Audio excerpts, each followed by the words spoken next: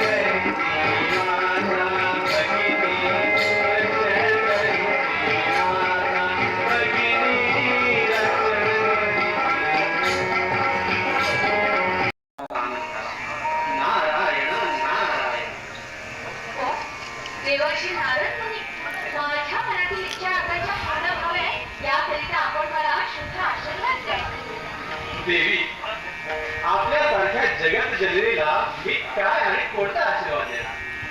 तूच तर या विश्वाची या जगताची जननी आहे. शंकरावरील तुझी श्रद्धा आणि भक्ती पाहून मला तर खरोखर परमानंद झालाय. नारायण नारायण. पण देवी एक दिवस शिवशंकर तुला दर्शन देतील हे नक्की. नारायण शिवशंकर माझ्यावर कधी प्रसन्न होणार आहे तेच काही मला कळत नाही. माझं तप करण्याचा तपोबळ माझं सामर्थ्य आता कमी होत चाललं आहे. आणि देवी नाही आताच तर तुझ्या भक्तीला सुरुवात झाली आहे. या काही दिवसात शिवशंकर तुला दर्शन द्यायला केली जाणार आहे. मुनिवर्य तुम्ही जे म्हणता ते जर प्रत्यक्षात सत्य असेल तर हा योगायोगच करायला हवा. देवी हा योगायोग या क्षणालाच खरा होणार. माझ्या बोलण्यावर विश्वास ठेव. या नागाचा बोल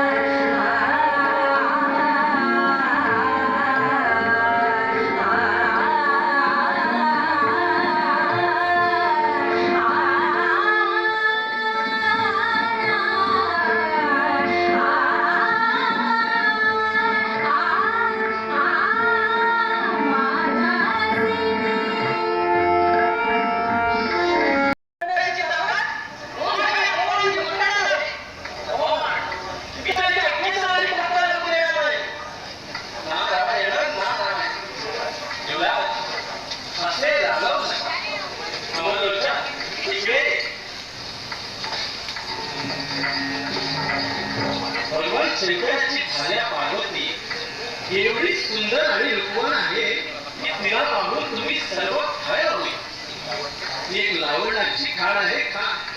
काय ते तिचं लावण्य, काय ते तिचं रूप! आहा! महाराज, मी तर म्हणतो शंकराची युद्ध करून तिच्या पत्नीला तुम्ही पटकन करून घ्या. बघा, ही संधी आहे तुम्हाला.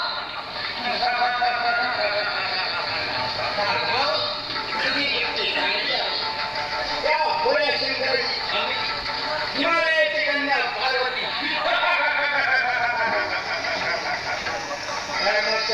शंकराचा समाचार घेतला पाहिजे. महाराज, मी सांगितलेलं नीट लक्षात ठेवा. त्यातच तुझं हित आहे. बरं तर हे तो मी नारायण नारायण.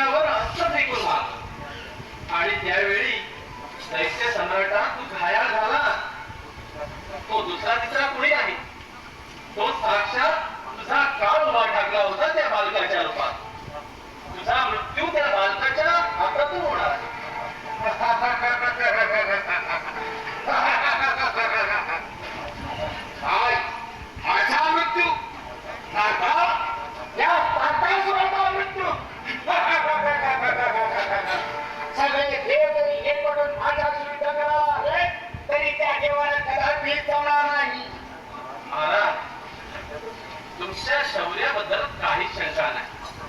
आपण हुशार आणि चालक सुद्धा आहात. तरी थोडा विचार करायला काय हरकत आहे? महाराज म्हणे विचार करण्याची हे वेळ आहे. पहिल्यांदा सगळ्या देवाला सामोरं जाऊन त्याचा आम्ही पराभव घडून आणणार आहे. आणि काय युवराज? हा रणसंग्रामात साऱ्या प्रयत्नाची पराकाष्ठा करून देवाचा पराभव करीन. जेव्हा नायकाने जळवीत पेटन मत ऐकलं? माझ्या शूरवीर पुत्राचा पराक्रम हे ऐकून तुला सुद्धा अजय वाटलं असणार, होय ना? नारायण नारायण महाराज, असं ना तुमचे पुत्र शूरवीर नाहीत असं मी कुठं म्हणाल. कोण सांगणार?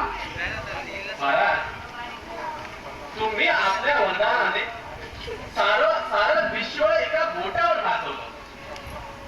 तरी सुद्धा आपण थोडा विचार करून वागावा. हे बघा सुरेश्वरा, त्या सप्ती देवांचा काही भरोसा नाही. केव्हा काय बरं वाईट करतील कपटपणाने याचा काय. नारदा, इथे येण्याचं प्रयोजन सर्व देवाधिदेव श्रेष्ठ आहेत ना? होय देवी, सर्व देव सेम आहे. परंतु तारकासुराच्या भयाने सारे देव घाबरून हतबल झाले. देवेंद्र तर एकदम घाबरून तारकासुराच्या भयाने विष्णूपाशी आला. तारकासुराने सर्व देवांचा मानराव करून त्यांना पीडा द्यायला सुरुवात केली आहे. नारदा, त्याला बडा शासन केल्याशिवाय सर्व देवांची मने आता शांत होणार नाही. देवी, तारकासुराचा वध कृतिका पुत्र कार्तिकेय याच्याच हातून होणार आहे. ब्रह्मविद्याने असुरांना अमरत्व भाग दिल्यामुळे त्या सर्व देवाने त्याचा त्रास व्हायला लागला. आणि एके दिवशी भगवान विष्णू देखील नारायण नारायण विष्णू भाऊजींचं काय केलं ते तारकासुराने? काय केलं म्हणून काय विचारता? देवी, जी स्थिती देवेंद्राची आहे ती स्थिती विष्णूची आहे. म्हणजे नारदा श्री विष्णूला सुद्धा त्याने पराभूत केलं. होय देवी. नारदा, मी आणि भोलेला इथे मंत्रमुग्ध असताना आम्हाला नको नको ते आपला शब्द बोलून त्याने जाहीर करून सोडलं. परंतु आमच्यावरचं संकट टळलं. कुटेश्वरा, याला जीवन सोडू नका. त्यांचा दोघांनाही सुरक्षित करा.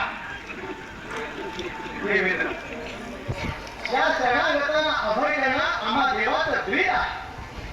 वैकुंठेश्वरा, काहीही करतो दोघांचा सुरक्षित कर. हे अश्वेश्वर आम्हाला डोक्यात पडायचं ठरणारच नाही. नको वैकुंठेश्वरा, असं होत करू नका. आम्हाला अभय द्या. आम्ही तुमच्या पुढे कधी जाणार नाही. या दोघा असुरांना मी जिवंत सोडले तर आम्हाला हे खेळल्याशिवाय राहणार नाही. तारकासुर पुत्रांनो, या क्षणी मी तुम्हाला जिवंत सोडले तर तुम्ही पुन्हा आमच्यावर वार केल्याशिवाय राहणार नाही. म्हणून म्हणतोय, तुम्हाला कंटाळ ना घातल्याशिवाय माझ्या जीवाला समाधान होणार नाही. नारायणा, काहीही कर, पण या दोघांनाही सुरक्षित कर. वैकुंठेश्वरा, या दोघांना